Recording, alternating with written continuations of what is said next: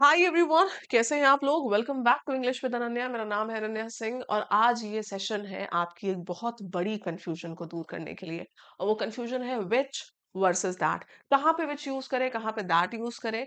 बहुत ज्यादा कंफ्यूजन होती है लोगों को, लेकिन ये 10-15 मिनट की वीडियो देखने के बाद आपको ये कंफ्यूजन कभी भी नहीं होगी। That's my promise.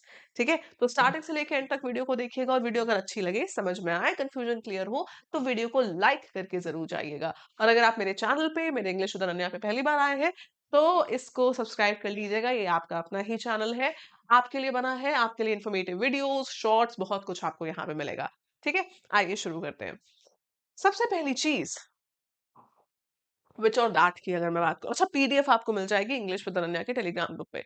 Link description box में है, आप सीधे लिंक पे क्लिक करके भी ज्वाइन कर सकते हैं। मल्टीपल पीडीएफ, क्लास कब होती है, बहुत सारे क्विज होते हैं वहां पे, आप डेली बेसिस पे अटेम्प्ट कर सकते हो। ठीक है, तो उसको ज्वाइन जरूर कर लीजिएगा। बात करते हैं विच और दैट की। सबसे मेन पॉइंट, ये जो दैट है ना, इसको हम लगाते हैं एसेंशियल इंफॉर्मेशन के लिए। एसेंशियल डिफाइनिंग रेस्ट्रिक्टिव भी बोला जाता है, रेस्ट्रिक्टिव क्लॉज भी बोला जाता है। कहने का मतलब है वो हिस्सा, वो इंफॉर्मेशन जिसके बिना स्टेटमेंट अधूरा है। ठीक है, जिसके बिना स्टेटमेंट अधूरा है, वो इंफॉर्मेशन स्टेटमेंट के लिए, वो हिस्सा, पार्ट स्टेटमेंट के लिए बड़ा जरूरी है, तो उसको हम दैट से जोड़ते हैं। जैसे कि the clause is necessary to identify the noun. वो क्लॉज उस नाउन को जो स्टार्टिंग में लगा है, उस नाउन को पहचानने के लिए बड़ा इंपॉर्टेंट है। जैसे कि the book that you gave me is interesting. वो किताब जो तुमने मुझे दी थी, मेन फोकस किस पे है, वो किताब जो तुमने मुझे दी थी बहुत इंटरेस्टिंग है। वो किताब जो तुमने मुझे दी थी बहुत इंटरेस्टिंग है। तो ये दैट इस बुक को रेफर कर रहा है। और मेन यही चीज है कि वो किताब तुमने मुझे दी थी यार, बड़ी इंटरेस्टिंग है। नीचे देखो, विच को देखो। विच एक एक्स्ट्रा इंफॉर्मेशन ऐड करता है, उसके बिना भी सेंटेंस पूरा है, लेकिन कुछ एक्स्ट्रा ऐड कर रहा है ये सेंटेंस में। जैसे कि this book which you gave me is interesting. मेरा यहाँ पे मेन मुद्दा क्या है, अगर मैं इस चीज को हटा दूं ना,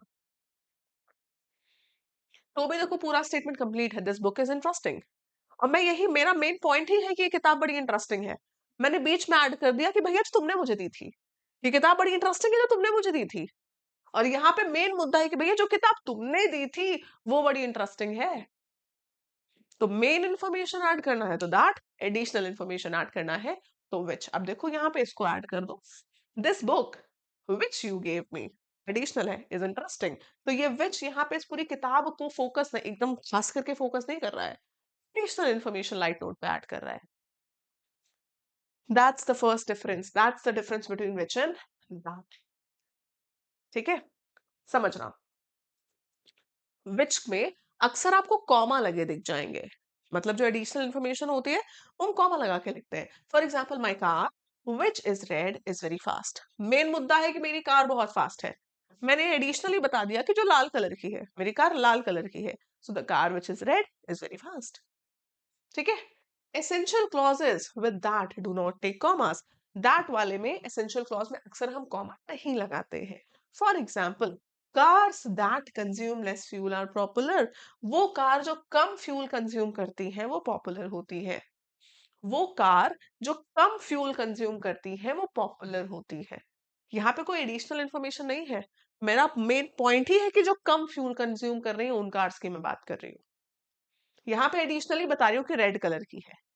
मेरा मेन पॉइंट है कि कार तेज है मेरी, और एडिशनल पॉइंट है जो रेड कलर की है।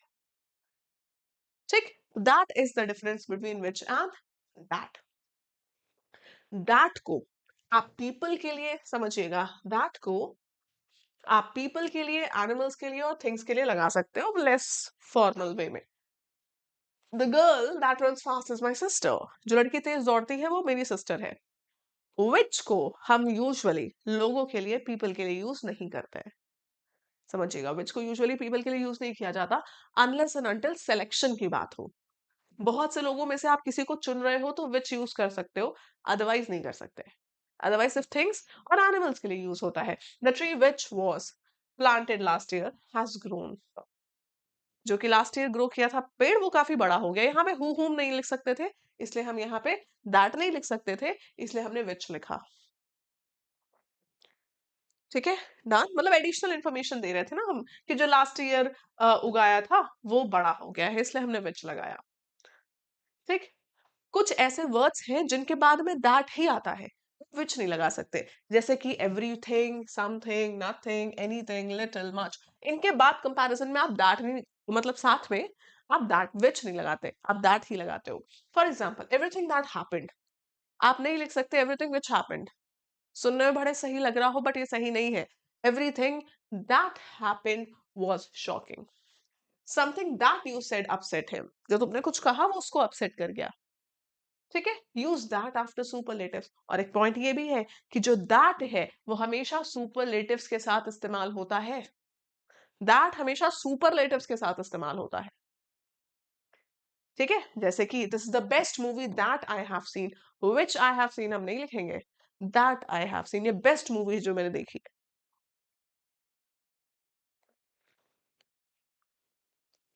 ठीक है, सही है। which is used to refer the whole previous clause sometimes। कभी कभी which एक पूरे क्लॉज को रेफर करता है, that ये काम नहीं कर सकता। जैसे कि he failed in the exam which surprised everyone, यहाँ पे which इस पूरे फैक्ट को रेफर कर रहा है कि वो एग्जाम में फेल हो गया। वो एग्जाम में फेल हो गया और इस बात से हर कोई सरप्राइज्ड था। तो इस पूरी बात को, इस पूरे आइडिया को विच रेफर कर रहा है, किसी स्पेसिफिक चीज या स्पेसिफिक पर्सन को नहीं। ये भी काम कर सकता है विच। ठीक। Avoid using that after a preposition, बड़ा इंपॉर्टेंट पॉइंट है। किसी preposition के बाद हम दैट अक्सर नहीं लगाते हैं। फॉर एग्जाम्पल, जरा इसको थोड़ा ध्यान से देखिएगा, बड़ा अच्छा पॉइंट है ये। For example, the chair on which I sat was broken, वो चेयर जिस पे मैं बैठा था टूटी हुई थी। जिस पे मैं बैठा था टूटी हुई थी। मैं ऑन दैट आई सैट नहीं लिख सकती, ये गलत हो जाएगा। ठीक है, क्योंकि यहाँ पे जो ऑन है वो एक preposition है। ठीक है, so on the chair on which I sat, जिस चेयर पर मैं बैठी थी वो टूटी हुई थी। ठीक, इतनी सी बात है बस। क्लियर है।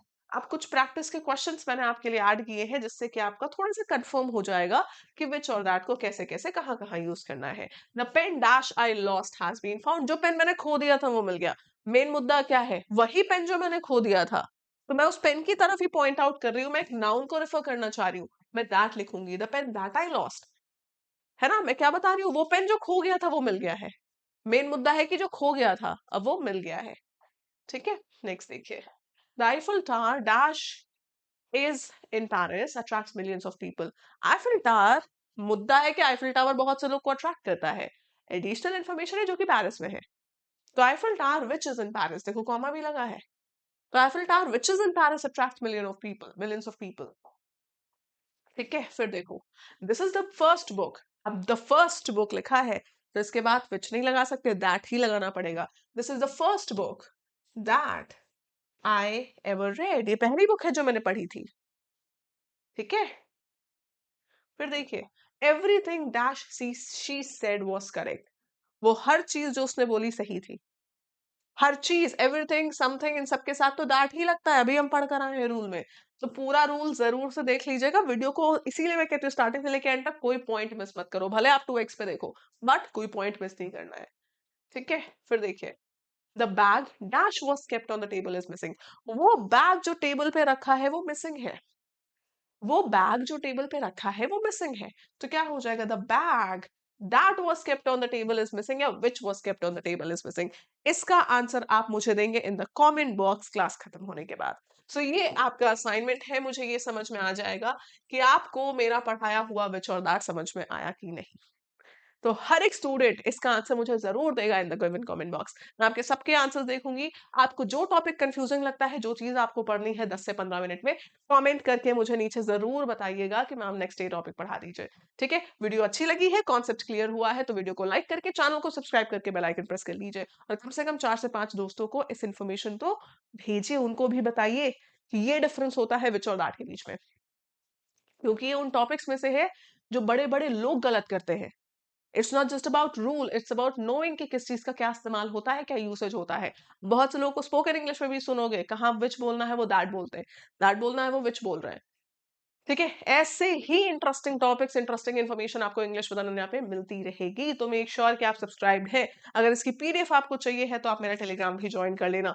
इंग्लिश विद अनन्या का टेलीग्राम लिंक डिस्क्रिप्शन बॉक्स में दिया गया है। इंग्लिश विद अनन्या के नाम से ही है। आप मुझे मेरे सोशल मीडिया पे भी फॉलो कर सकते हैं, लिंक्स आपको डिस्क्रिप्शन बॉक्स में मिल जाएंगे। ठीक है, चलिए मिलते हैं in the next video. Till then take care, bye bye and thank you.